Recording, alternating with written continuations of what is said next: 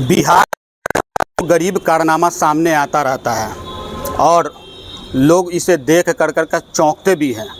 लेकिन इस वक्त जो एक अजीबोगरीब कारनामा हुआ है वो एक ही शख्स 2 बार पैदा हुआ है। जी, सुनकर आप चौंक गए हैं ना। नमस्कार, मैं शाहिद रजा और आप देख रहे हैं टाइम 24 बिहार। खबर थोड़ी बड़ी होगी लेकिन आखिरी तक देखेंगे आप।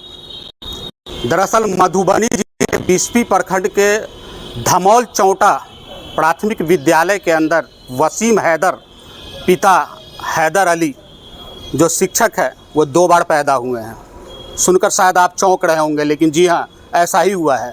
आपको बता दें कि वसीम हैदर 4 तारीख 12वां महीना 1992 में पहली बार पैदा हुए, फिर दूसरी बार 25 तारीख 2रा महीना 1994 में पैदा हुए। और सबसे चौंकाने वाली बात यह है कि 2013 में वो ललित नारायण मिथिला यूनिवर्सिटी से पढ़ाई किए और वो भी रेगुलर में किए। तो वहीं दूसरी तरफ 2010 और 2012 में मदरसा बोर्ड से मौलवी से भी पढ़ाई की और वो भी रेगुलर किए। और इतना बड़ा मामला होने के बावजूद जो प्रखंड शिक्षा पदाधिकारी हैं वो इस मामले को टाल मटोल करने को तैयार हैं। जब हम लोग वहां पहुंचे तो उन्होंने साफ मना कर दिया और उन्होंने सीधा बता दिया कि ये मामला मैंने जिला शिक्षा पदाधिकारी को रिपोर्ट सौंप दिया है, वहाँ से आप पता कर लें। डीओ साहब है, उससे मिलने की कोशिश किया लेकिन उन्होंने मिलने से साफ इनकार कर दिया। उसके बाद मैं धमौल चौटा जो प्राथमिक विद्यालय है वहाँ पहुँचा। जो वसीम हैदर है उन्होंने कैमरे के सामने बोलने से साफ इनकार कर दिया। उन्होंने कहा कि हमारे वकील साहब ने हमें मना किया है, हम कुछ भी बोलेंगे नहीं। लेकिन वहाँ के जो हेड मास्टर है, जो प्रभारी प्रधान अध्यापक है, उन्होंने क्या कहा पहले वो सुन लीजिए आप, उसके बाद फिर आगे की कहानी आपको हम सुनाएंगे। प्रभारी शिक्षक हैं आप, क्या मामला है? जानकारी मिली है कि यहाँ 2 सर्टिफिकेट पे आपके यहाँ शिक्षक काम कर रहे हैं, इसकी कुछ अपडेट देंगे हमें आप? नहीं, ऐसी तो हमको कोई जानकारी नहीं है। अच्छा। यहाँ पर जो नियुक्ति हुई है तो वो जिस आधार पर बहाली है उसमें आए हैं, तो साथ हमको ऐसा जानकारी में नहीं है। और जैसा एक प्रतिवेदन सुनने में आया था तो सर जवाब बना के एक बार दिए। क्या मामला है इसकी जानकारी हमें बीओ साहब आए थे यहाँ जांच में?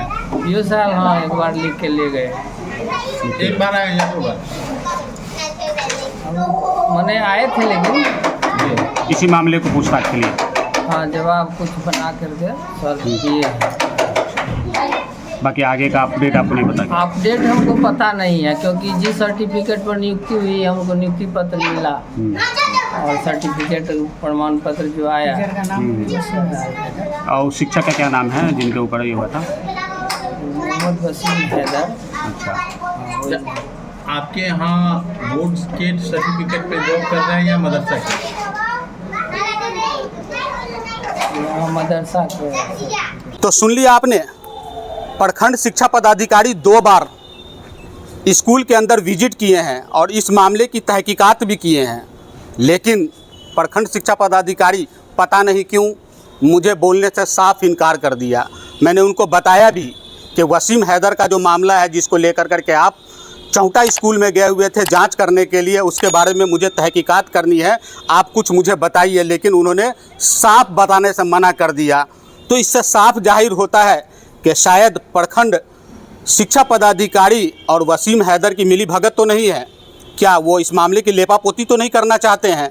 अभी मैं पहुंचा हुआ हूं मधुबनी जिला शिक्षा कार्यालय के ठीक बाहर हूं। मैं अपने कैमरा पर्सन को कहूँगा कि दिखाइए। ये आप देख सकते हैं कार्यालय जिला शिक्षा पदाधिकारी मधुबनी।